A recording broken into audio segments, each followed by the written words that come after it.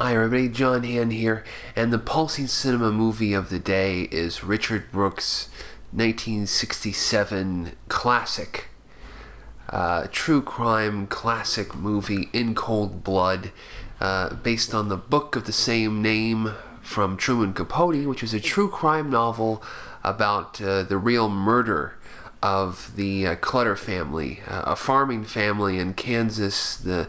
The husband and the wife and the children were all murdered by a bunch of ex-convicts who had this idea that the Clutters had a fortune stashed in their farmhouse. When things went sour, and it turned out that they didn't, these guys murdered everyone at the farm, skipped out, and were on the run for a certain time, but were eventually captured, convicted of murder, and both of them executed.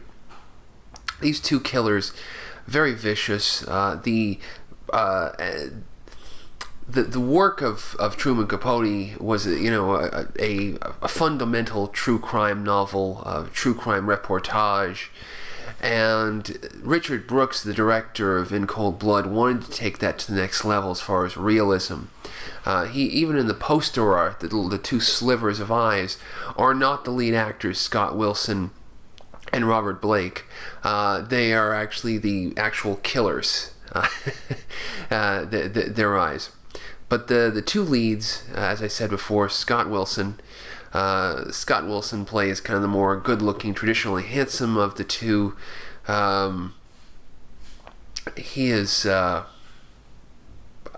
Scott Wilson is really the connective tissue, I think, of modern American film. He's been in so many things like In Cold Blood, obscure films like Lolly Madonna, Exorcist 3, is all those Frank Darabont stuff he's been in. He was in Monster, that Charlize Theron film, and then he was also in The Walking Dead. So I mean, it's so many times, when you're watching a movie, you'll see this. Right, he's also in Dead Man Walking. So he's done a lot of films with social justice involving execution and different things, and also really crazy, great films like Exorcist 3, where he played that doctor who was kind of a little bit disturbed and being controlled by the demon. He's done so many things, though. He's like the Zelig of the modern film world. He just pops up it's really incredible. So Scott Wilson is one of the pair. The other pair is played by Robert Blake, who plays him as this greaser, crazy guy. Robert Blake, who had all kinds of problems later on in life.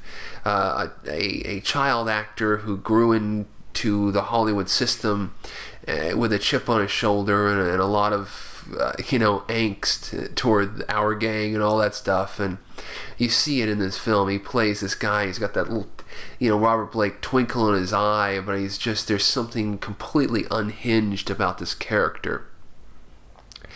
And but the film is, as I said, going back to Richard Brooks. It's a widescreen Panavision film, but black and white.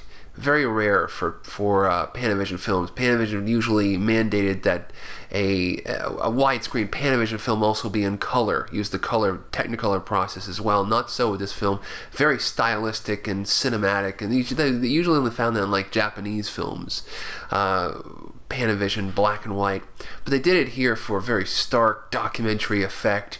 And as I said, the poster art is actually the killers. Richard Brooks filmed the film in the actual real farmhouse where the people were actually killed. There's the pictures of the actual Clutters are in the farmhouse. He put them in the farmhouse there. The actual families, their horse was used in a couple of scenes. The actual courtroom where the people were convicted, the real courtroom is featured in the scenes. 6 of the real jurors were in the film, and then the real gallows in Kansas where the men were executed is also featured. So it's all real places, shot on location. with a certain amount of documentary reality, but also hyper stylized black and white Panavision by the great cinematographer Conrad Hall, who would go on to great success with their films. And there is this one effect toward the end of the film, just before Robert Blake is about to be executed, where it's raining outside, the light is shining through onto his face. The minister is there, the clergyman is there. Do you have any last words? And Robert Blake is there with a weird twinkle in his eye and a kind of a weird smile on his face, and the light is reflecting through the rain on the windows and causing him to cry. It's one of the great cinematic effects.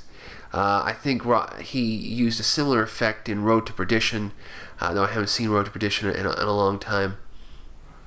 But it really just shows off his talent as a world-class cinematographer, Conrad Hall, and also the introduction on the bus of the Robert Blake character. You see the buckle of his or part of his boot, and then the kid turning around and says, "Hey, mister," playing the guitar, and oh man, oh my God. So it's a film that looks and sounds. The soundtrack is great. The score by Quincy Jones, I should say. I was about to forget Quincy Jones. Bombastic, beautiful, great. A horrible thing in real life, but very well rendered in this film. One of the great true crime films, In Cold Blood.